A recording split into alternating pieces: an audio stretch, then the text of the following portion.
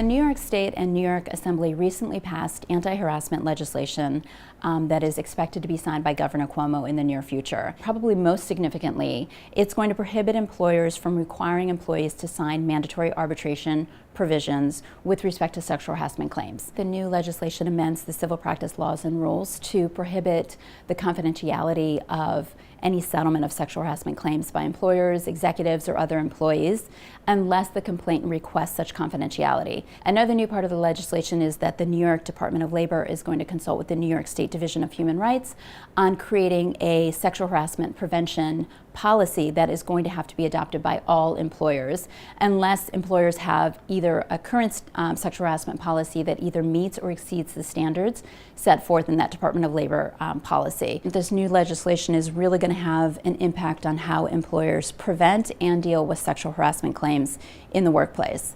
The idea that employers can no longer arbitrate or require the mandatory arbitration of sexual harassment claims is going to be a big change in the future. Many employers in New York State have just regular arbitration provisions in employee contracts, and that is going to have to be amended going forward.